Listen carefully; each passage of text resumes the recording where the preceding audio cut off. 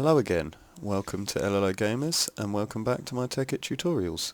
In this video I'm going to be concentrating on some more equivalent exchange stuff.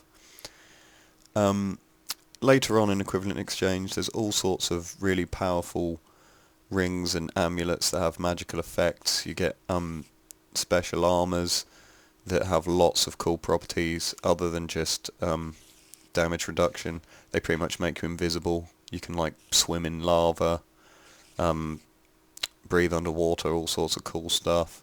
But they're very, very expensive, and they use things called dark matter and red matter. And these are equivalent to lots of diamonds. I mean, for instance, one of the things I want to get is a ring that makes you fly, and it's equivalent to something stupid like 70 diamonds or something.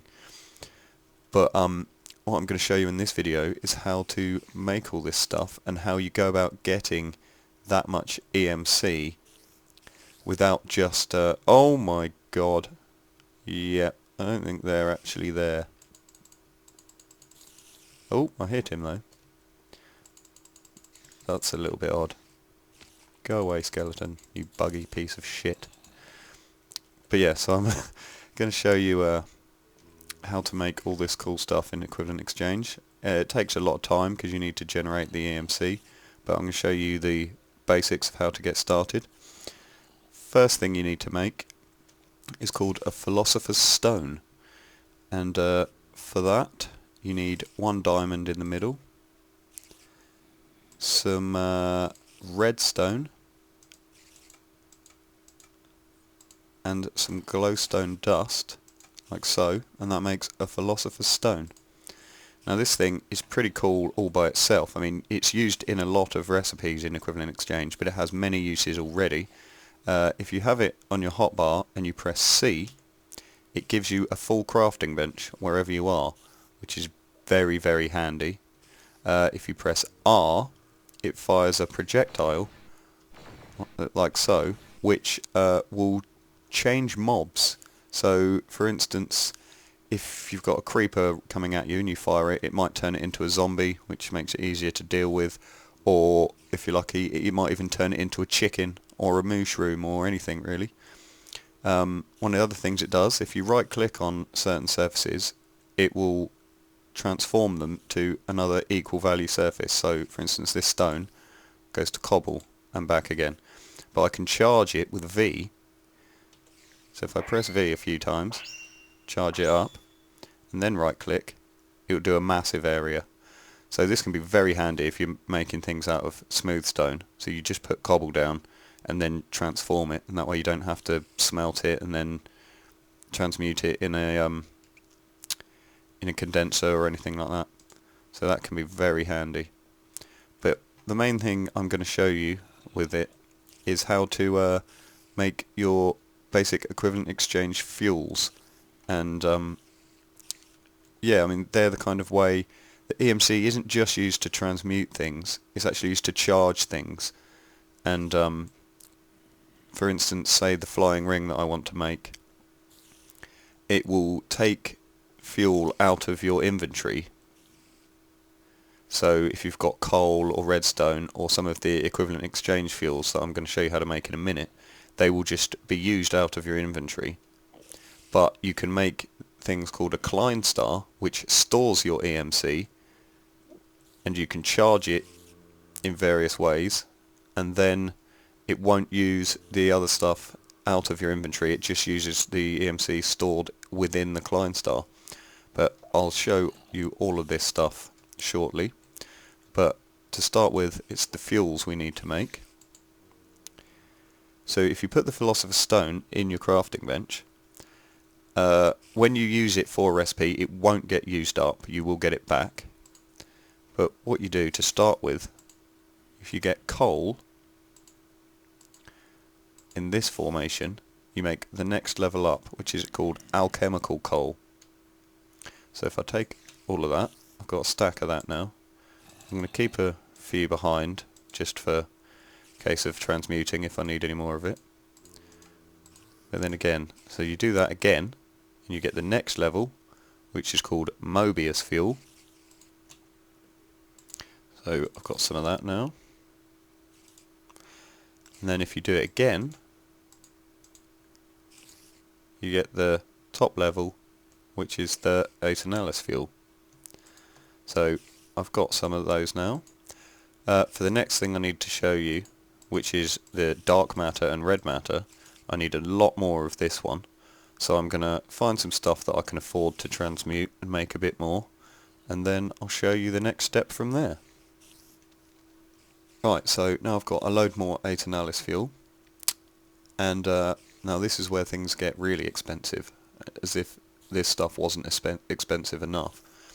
To make the dark matter, you need a block of diamond, so that's 9 diamond in each block, and you surround it with the Aeternalis fuel, and that gives you dark matter. So I've got 4 bits of that, so that's 4 blocks of diamond used up already, and I've got 4 because to make the red matter you need 3 of them, and I'm keeping 1 for transmuting and just to have 1. So then you put Aeternalis at the top and bottom, and you have red matter. So I'm going to need a lot more of these, and as you can see they're very expensive. The EMC value of a red matter is 466,944, so that's pretty mental. So in order to get loads of these, it would take you forever using quarries or any other normal sort of mining means. So now I'm going to show you how you can create EMC using the sun. So basically you need to make some energy collectors and some antimatter relays. In order to do this you need more blocks of diamond, so yep, still very expensive, and you start off to make the energy collectors. You use diamond blocks in the middle, furnaces in the bottom, you stick some glass in the top, and then you use glowstone blocks to fill up the other spaces in the sides, and there we have energy collectors.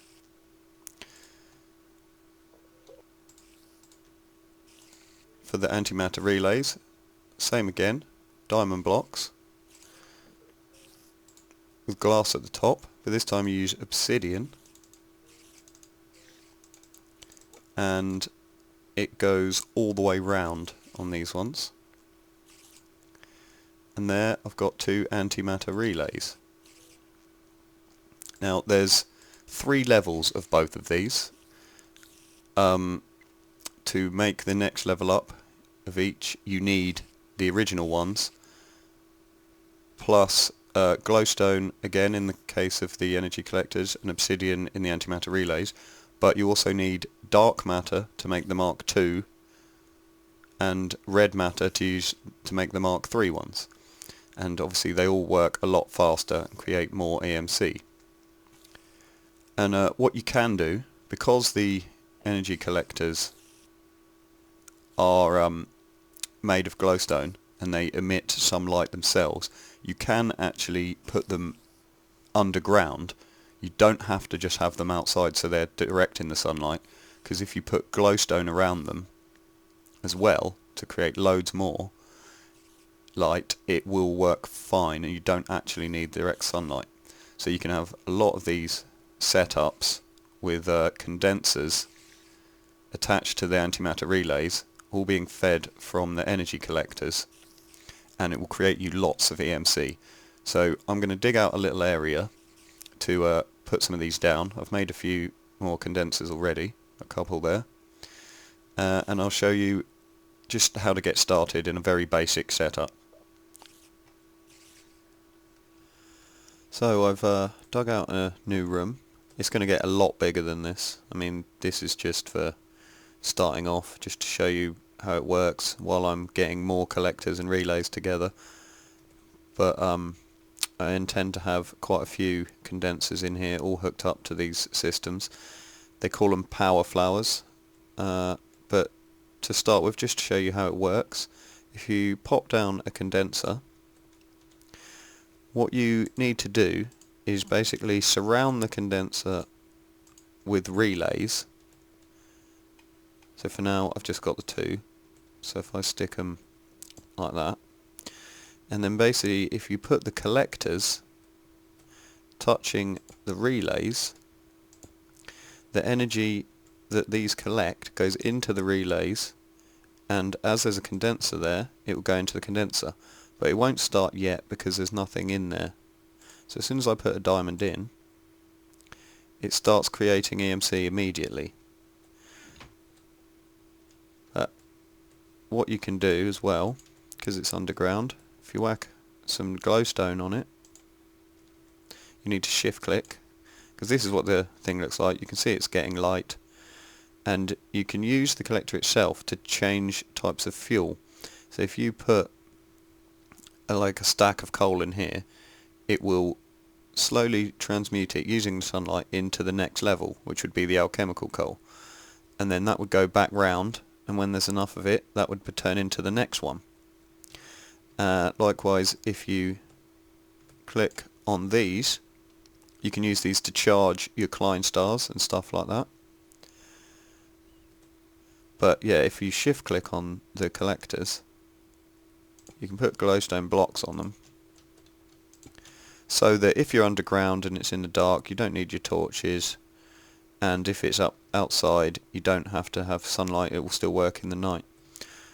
But basically these will get a lot bigger because you'll have every side, including underneath and the top. You just leave one gap so you can access it. Every side will have a relay, and then every free side of the relay will then have a collector on it. So they get pretty big. So it's going to take me a long time to finish off my power flowers and level them up to Mark 2 and 3. So we're going to come back to that in another video. But before ending this video, I'm going to show you some other cool things to do with equivalent exchange. One of those is called a Transmutation Tablet. Now this is similar to a energy condenser in the respect that you can use it to transform items into other items, but it works a bit differently. You have a bit more control over it, and it can do some other things. So I'll show you how to make one of those. First of all, you get obsidian in the corners. You get some smooth stone to go top, bottom, left and right. And then if you put your Philosopher's Stone in the middle, it makes the Transmutation Tablet. So it's just like a thin block, so you can put it on top of any other block so it looks the same height as a normal block, or you can just have it like that. What it looks like, you see you have these two sides to it, and basically the left is the input side, so if you put a block on that, it will say learned in the middle, and then it goes over to here. So basically every single item you need to teach it, and then you'll be able to create it on the other side. So basically you won't have to save one of everything in order to transmute like you do in a condenser. You'll be able to use it sort of on the fly. Also, when you've learnt some items, if you spread out them in it, it will give you the EMC of all those. So if you say there's 5 blocks there, so it's gone to 5. So obviously that's still not very much. If I put in the obsidian and spread it out, you get a lot more EMC, so you can make more expensive stuff that you've learnt in the right hand side. Also, if you want to put a lot of EMC into it, you can just chuck stuff in this burn slot here. So for instance, if I just threw a diamond in there, it would straight away just come up with 8,000. So yeah, this is a handy little piece of kit. It's also, you can use it to charge your Klein star, but I'll explain that to you in a bit. Right, so next we need to talk more about the Klein stars. As I said before, I think all the sort of magical power items like the rings and destruction catalysts and cool things like that, they will use EMC out of your inventory, but just in the form of the equivalent exchange fuels. So they'll take, say, coal, glowstone, redstone, your Mobius fuel, your alchemical coal, things like that, they'll get eaten out of your inventory when you use these items, unless you have a charged Klein star, which is basically a way of carrying vast amounts of EMC with you. The max level Klein star holds like 1,000,000 EMC or something. It's pretty crazy. Yeah, so I'll show you how to make a Klein star. You start off, to make the low level ones, it's diamond surrounded by Mobius fuel, and that gives you a Klein star iron. I'm going to make 4 of those straight away. As you see, they don't stack. The reason you do that is because if you get your 4 Klein star irons, put them like so, they make the next level. And each one will hold more EMC. As you can see, the EMC value of that on its own is already 98,000. But basically, so you need 4 of the Sphy to make the next level, which is the Klein star Dry, and it goes all the way up to Omega, which is basically level 6. So it works out that to have a Omega, you need to have made over 1,000 of the original one. But luckily they do transmute, so that's obviously the preferred way of doing it, because otherwise you'll be making them for hours. So yeah, that's how you do that. But also, in order to charge one of these, one of the ways of doing it, if you go back to your Transmutation Tablet and stick it in the left hand side, then any EMC that was in it would go into it, or if you burn stuff in here, there you see, it's gone in a bit of charge into the Klein star. Another way of charging them is to stick them in one of your antimatter relays that are a part of your solar flowers, your power flowers, sorry, and that'll get you EMC in it that way, and obviously it won't cost you any items for it, it will just be taking it from the sunlight from the energy collectors. So, now I'm going to show you the first item that actually will use your Klein star's power, and I'm going to make a destruction catalyst. Right, so to make the destruction catalyst, you need to first of all make some Nova catalyst. You do that by getting some TNT and some Mobius fuel, and that makes Nova catalyst. For each one of those you do, you get 2 Nova catalysts by the look of it. So I'm going to grab a few of those. Then what you do, you get your Nova catalyst in the corners. You put a flint and steel in the middle, and then use some more Mobius fuel to go in the gaps, and you make 1 destruction catalyst. So this is a very cool item, but bit of a sort of a tease there. I'm not actually going to show you what you can do with this in this video, because I've got something a little bit different planned for the next video, and you're going to find out all about the destruction catalyst and a few other cool things about leveling up your power flowers and such. Yeah, I think it'll be interesting. It'll just be something a bit different to the way I normally do my videos. But yeah, so once again, I think I've got quite a lot done in this video. I hope it's been helpful and informative.